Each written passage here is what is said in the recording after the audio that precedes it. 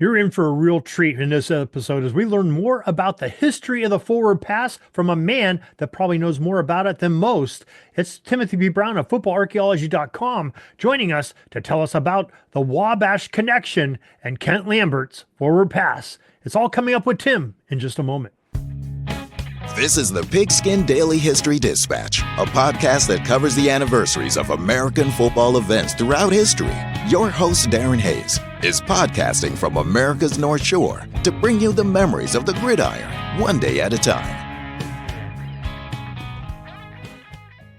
Hello, my football friends. This is Darren Hayes of PigskinDispatch.com. Welcome once again to the Pig Pen, your portal to positive football history. And as we try to do each Tuesday, we bring our special guest, Timothy P. Brown of footballarchaeology.com, on to tell us about another little aspect of football history with his tidbits. Tim, welcome back to the Pig Pen. Hey, Darren. Good to see you as always. And I want us to be very intentional about keeping this discussion grounded. Okay. Yeah, we'll be very innovative about that whole Yes. matter. Yeah, most Yes. definitely. Yeah. Of course, Not our this usual approach, but right. But it is our usual approach to go in a goofy segue into one of Tim's tidbit titles. And this is a bad one we did tonight, but a great tidbit, but bad segue. And Tim's tidbit is titled Wabash and Kent Lambert's Forward Pass Innovations. So, Tim, what can you tell us about this story? well, so for those who maybe don't live in the Midwest, Wabash College is in west central Indiana, and at least the city it's in, which I think maybe is Wabash, but anyways, it sits along the Wabash River. And, it's a little dinky school that maybe still is all male, but at least for a long time was all male. So anyways, back in the Skeet Lambert, he played there through the 1912 season. And he was a quarterback. And, he was like a total stud for them, multi-sport stud. But back then, they competed with several other schools like DePauw or, St. Joe's, somebody, for the small college championship. It was, unofficial championship of Indiana. But one of the teams that played for the small college championship was Notre Dame because they weren't anybody yet. I mean, they had good teams and stuff, but they were still competing mostly at a small college level. And so when he played, football players had long sleeve jerseys, and it turned out that he displayed in the game against, Notre Dame. Wabash went and visited Notre Dame late in the season to effectively play for the small school championship. And old Skeet had a few tricks up his sleeve. So, and one of the other kind of side notes to this story, but it's an important one, is that Walter Eckersall, who had been an All-American quarterback at Chicago and became a sports writer for the Tribune, he was the referee in the game. So he both refereed the game and then reported on it, both like the normal after-action report the next day, but then he also wrote an editorial kind of, or column sort of article a few days later, in which he described what happened in this game and these tricks that Wabash had pulled. So there were basically two tricks. One was, like a lot of teams then, they did a lot of their passing out of punt formation, or at least kick formation, because they might have drop kicked out of it as well. And so basically what he did was he'd sit back, he'd get the ball maybe 8-9 yards, direct snap back to him, and then he would either back up, roll right or left, and if the pass rush was intense enough where it was going to reach him, he would take the ball and throw it into the ground, just wherever he wanted to, just throw it in the ground, making it an incomplete pass, because at that point football, forward pass was still relatively new, and there wasn't a rule against intentional grounding. So he was the first guy, as far as we know, to come up with the idea of intentional grounding.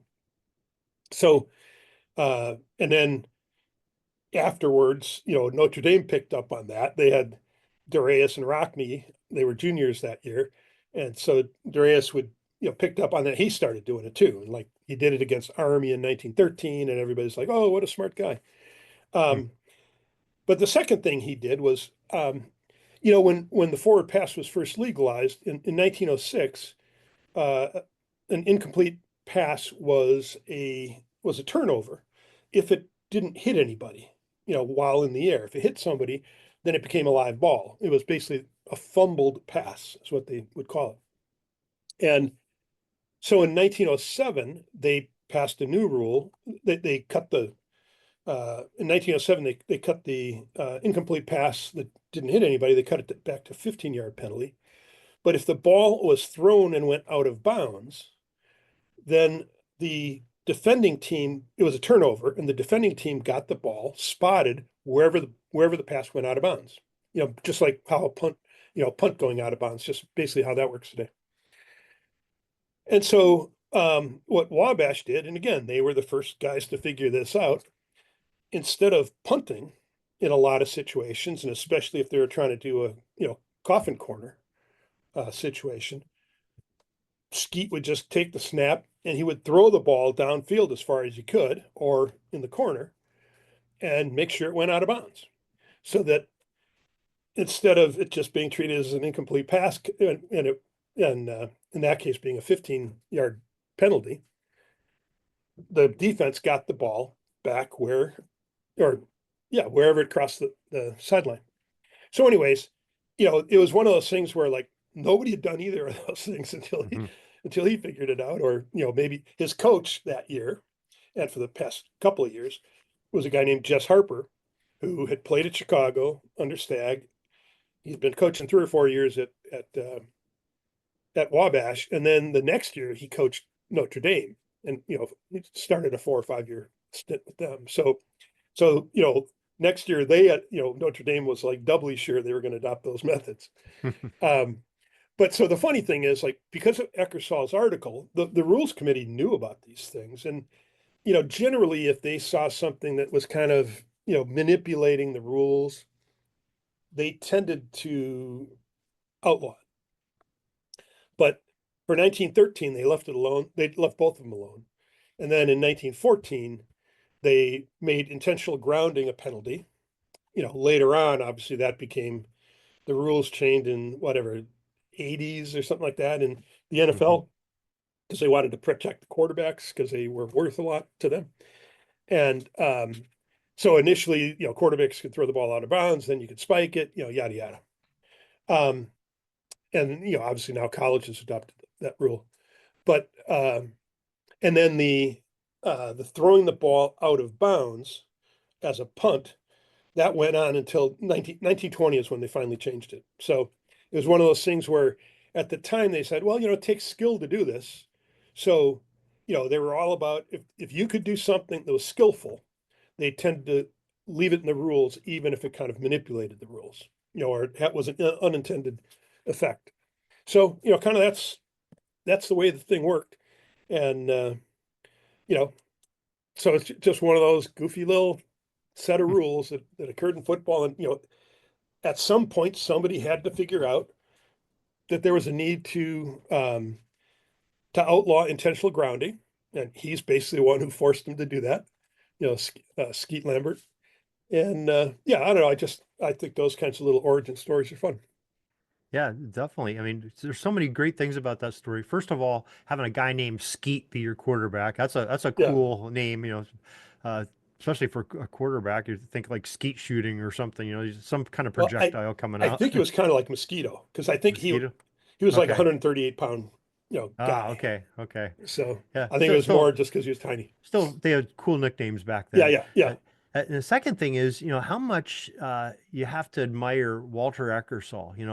The guy was the perfect man at the right time for football because he's going officiating these games. He's a player, great player, uh, goes officiates these games, records what he sees at these games in a newspaper, and we have it now to talk about, 100 some years later. That's just a great yeah, story all in itself. And we've yeah, talked yeah, about Eckersall multiple times during our conversations. I know you've had multiple tidbits on him.